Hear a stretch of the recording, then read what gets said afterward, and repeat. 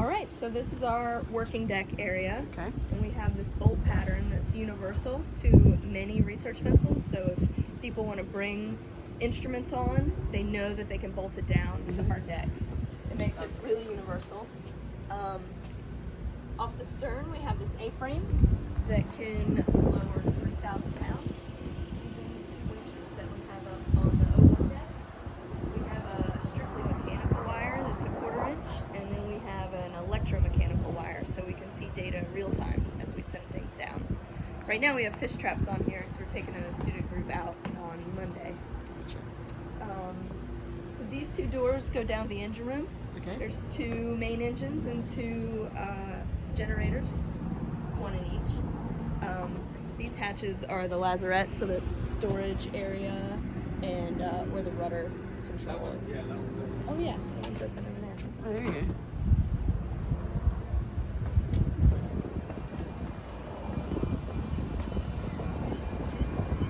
It's going down the hatch right there. Yeah. This is our lab space in the aft part of the inside. We call this side the wet lab side because we have this nice water wall here that will pump sea surface water as we're going through the water. It'll measure temperature and salinity, and if science brings any instrument that they want to attach to that, they can easily attach it and we can incorporate it into our computer system. We have regular outlets, 120, and then some that are battery backup. We call that clean power. And this side we call the dry lab side. So we'll try to keep more computers and that sort of thing over here. We have these nice track systems that you can bolt stuff or secure stuff down to, because things definitely move around when you're at sea. Our computer rack that will expand as time goes on, but I put a CTD cast up there for you and an example of the underway data that we display and collect while we're out. And this is our CTD that has 6 4-liter bottles, and it can measure temperature, salinity, depth, pH, dissolved oxygen, the amount of light that penetrates, and fluorescence for chlorophyll. Each one of these bottles opens up, we send them down open, and the computer can send a trigger down to close it, and we'll get a water sample from whatever depth that we want. All right, moving forward here, we have an ice maker and a plumbed in coffee maker, which comes in very handy. And this is the galley area. So we can have up to 15 people overnight. So we're cooking meals for 15 people 3 times a day in here. And it gets a little tight, but it's been fun. And this is our settee where we sit and eat or hang out. And we can display computers up on here. You can hook your laptop into it and have lectures and that sort of thing. We had a grad student class out in January, so they did all their lectures right here. That was really cool. Pantry area.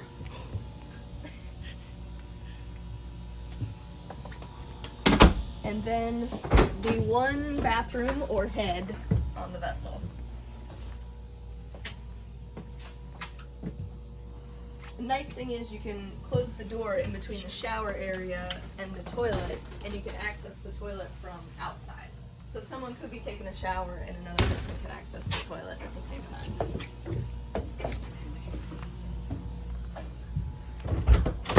This is the captain, chief scientist cabin.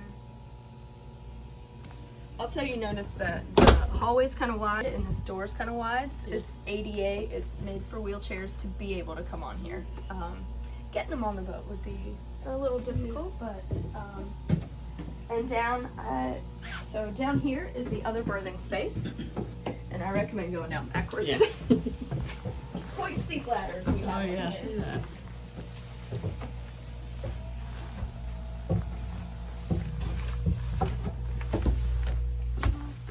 So we have 4 bunks up forward, and then there's 2 bunks in that space aft there.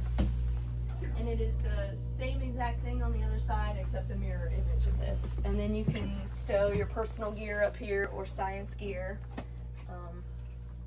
Each bunk has its own light and outlet and a curtain so you have some privacy.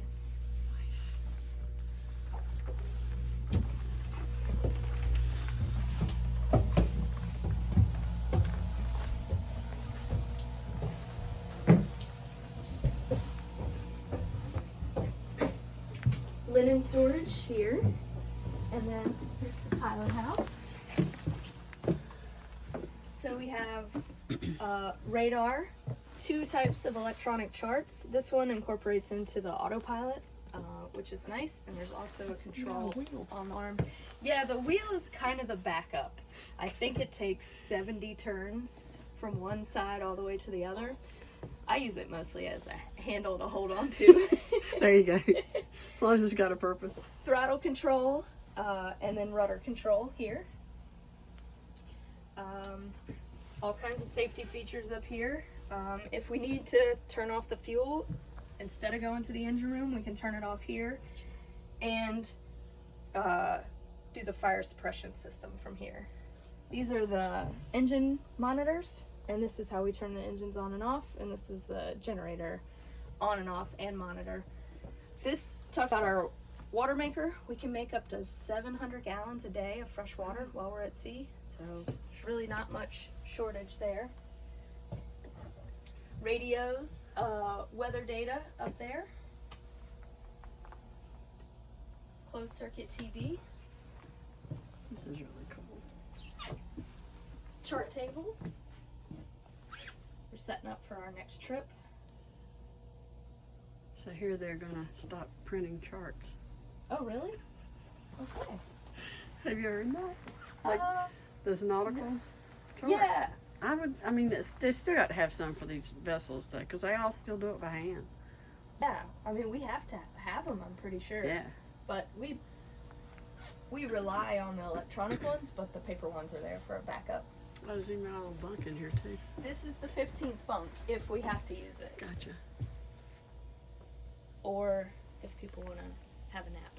Not while they're driving the boat. Not while they're driving. Yeah. But this bench area, people like to come and hang out Oh, while yeah. we're It's driving. always a great view up here, Yes. especially in some good seas. Up on the bow, we have our anchor with a little windlass. Some storage under the bench seats. Not a lot of wasted space. No, there isn't.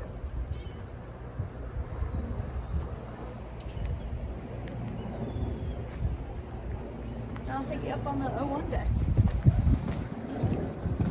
So how many decks total? Just 2. Well, I guess if you count the berthing, it's Right. 3. Yeah. We're hooked up to shore power right now.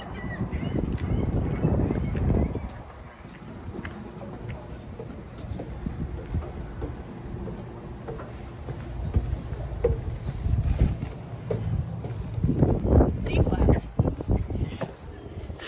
Here we have an aft control station that has the same touchscreen navigation, Gotcha.